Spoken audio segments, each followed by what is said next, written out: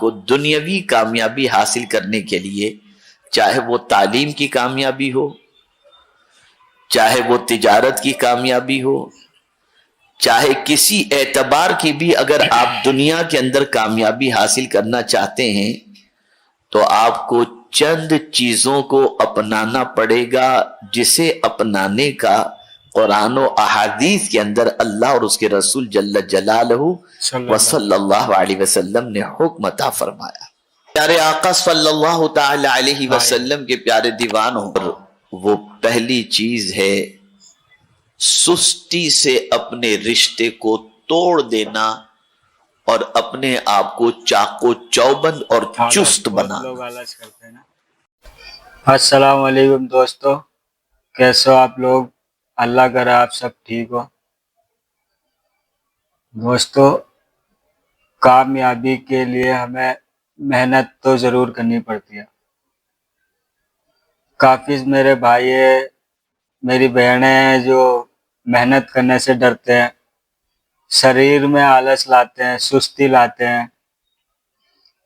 دوستو، اللہ تعالیٰ نے بھی قرآن میں فرمایا ہے محنت کا پھل ضرور ملے گا، محنت کرنے والوں کو سکسیس ضرور ملتی ہے۔ اور آج کی اس ویڈیو میں صرف 3 باتیں ہیں، 3 باتیں ایسی ہیں جو آپ کی لائف بدل سکتی ہے۔ یقین مانو یہ ویڈیو آپ نے پوری دیکھ لی تو آپ اپنے شریر کا آلکس نکال دو گے، سستی آپ نکال دو گے، بہانے لینا آپ چھوڑ دو گے۔ آج جو ہے مولانا شاکر نوری صاحب کے بیان ہے، بہت ہی اچھی ویڈیو ہونے والی ہے۔ اس ویڈیو کو پورا دیکھ کے ضرور جانا۔ ویڈیو اچھی لگے تو چینل کو سبسکرائب کرنا۔ تو آئیے سنتے ہیں مولانا شاکر نوری صاحب کے بیان، بنے رہیے ویڈیو میں۔ کو دنیاوی کامیابی حاصل کرنے کے لیے، چاہے وہ تعلیم کی کامیابی ہو، چاہے وہ تجارت کی کامیابی ہو، چاہے کسی اعتبار کی بھی اگر آپ دنیا کے اندر کامیابی حاصل کرنا چاہتے ہیں تو آپ کو چند چیزوں کو اپنانا پڑے گا، جسے اپنانے کا قرآن و احادیث کے اندر اللہ اور اس کے رسول جل جلالہ و صلی اللہ علیہ وسلم نے حکم عطا فرمایا۔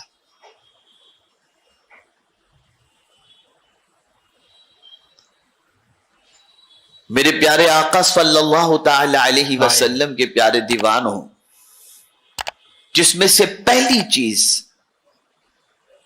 جسے اپنائے بغیر آپ کامیاب نہیں ہو سکتے، اور وہ پہلی چیز ہے سستی سے اپنے رشتے کو توڑ دینا اور اپنے آپ کو چاقو چوبند اور چست بنانا۔ آقا کریم صلی اللہ علیہ وسلم ہمیشہ دعا کرتے تھے، اللہم انی اعوذ بک من العجز والکسل۔ اللہ کی بارگاہ میں پناہ مانگتے تھے پیغمبر رحمت صلی اللہ علیہ وسلم، سستی سے پناہ مانگتے تھے، سستی سے پناہ مانگتے تھے۔ آج ہماری قوم کے نوجوانوں کو نماز پڑھتے دیکھو تو ایسا لگتا ہے کہ 70 سال کا بوڑھا نماز پڑھ رہا ہے۔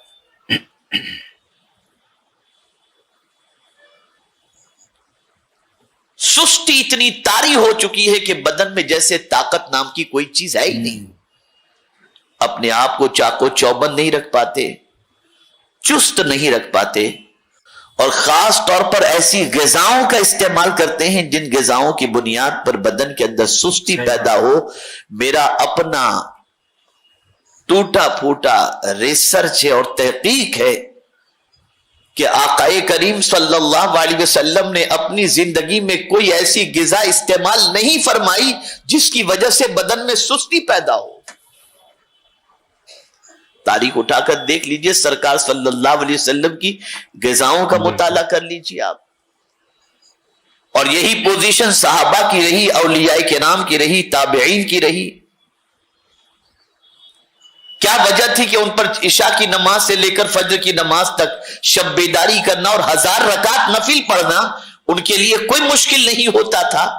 ہمارے لیے 2 رکعت عشاء کے نفل پڑھنا بھاری پڑ جاتا ہے. کیوں؟ تو پہلی چیز سستی سے رشتہ توڑو.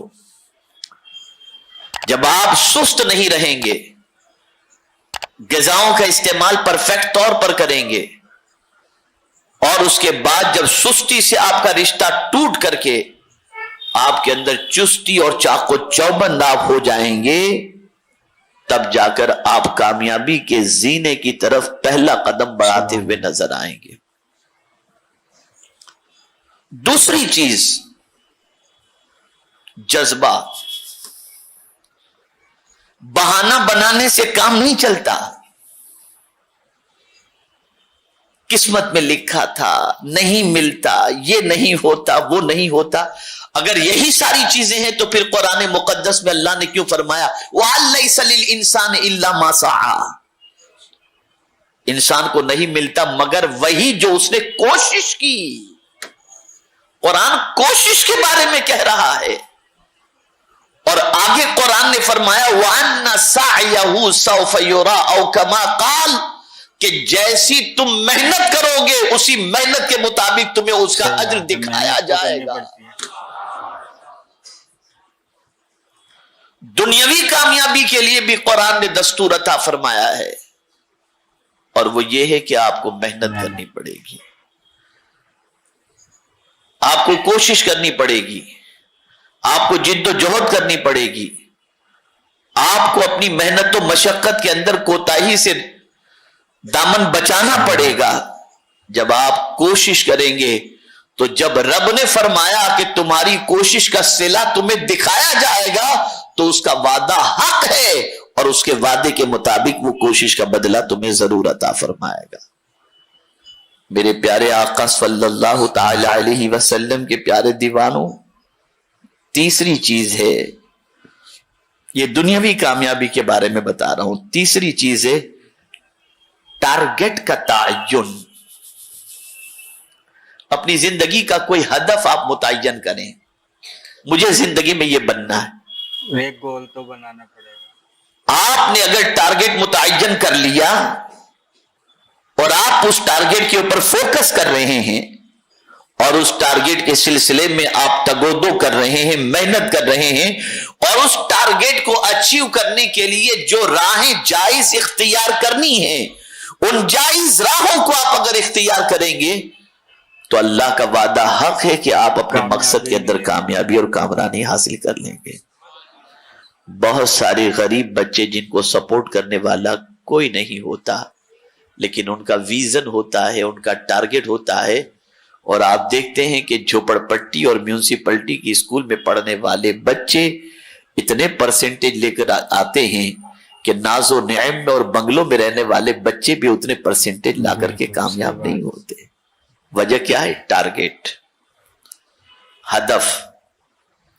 مسلمانوں کا ہدف کیا ہے؟ نوجوانوں کا ہدف کیا ہے؟ Easy money. ایزی منی، محنت کے ساتھ نہیں.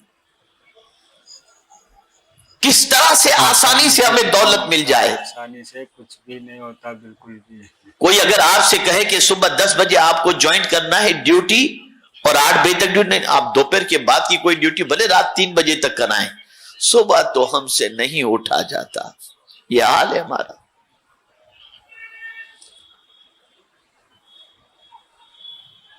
اور بڑی معذرت کے ساتھ ایک اور بات عرض کروں،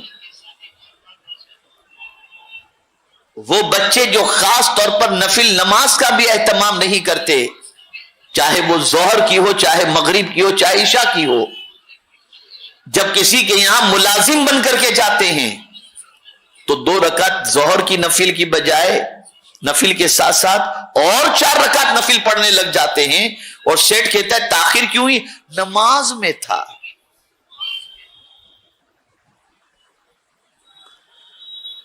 نوکری کرتے وقت آپ کو نفل یاد آتی ہے، اور نوکری چھوڑ گئی یا جاب پر نہیں ہو تو نفل یاد نہیں آتی آپ کو.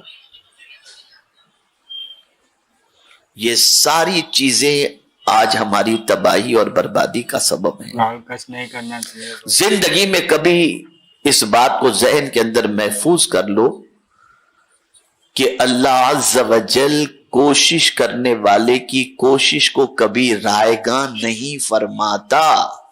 اسے ذہن کے اندر رکھو۔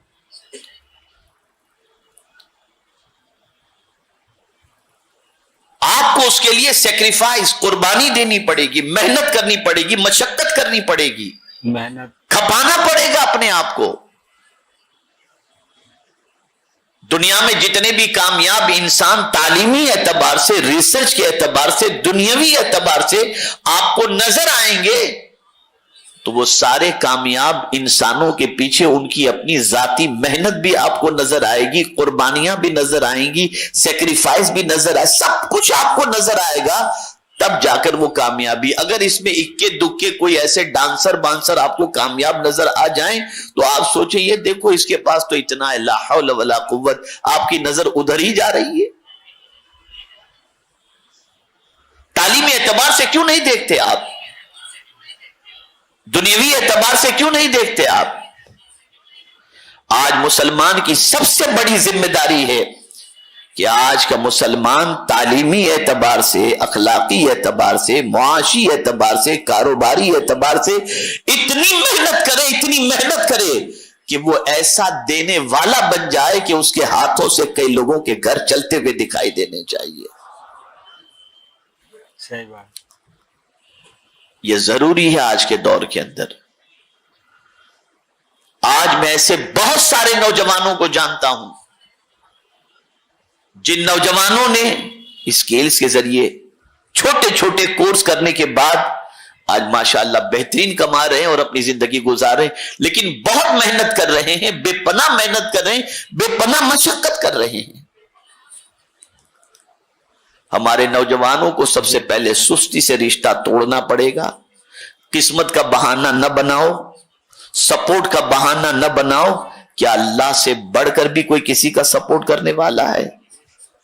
وہ قادر مطلق اپنے بندوں کو ضائع نہیں فرماتا، شرط یہ ہے بندہ محنت کرے وہ کرم کی بارشیں نازل فرمائے گا۔ محنت کرو، بنو کچھ۔ بہت ہماری غلط پہچان پوری دنیا میں بن چکی ہے۔ میں صرف ملک کی بات نہیں کرتا، ملک کے باہر بھی آپ چلے جائیے تو ہماری آئیڈینٹی اتنی خراب بن چکی ہے، اتنی خراب بن چکی ہے، اتنی خراب بن چکی ہے کہ میں جس کا تذکرہ کرنے کا یہاں پر تذکرہ کرنا جس کا مناسب نہیں سمجھتا۔ آپ دنیاوی کا تو کیسا لگا دوستو آپ کو ویڈیو؟ آئی ہوپ آپ کو اچھا لگا ہوگا۔ بس تو پوری دنیا میں ہماری بدنامی ہوتی ہے، مسلمان پڑھتے لکھتے نہیں ہیں، مسلمان پنچر والا ہے،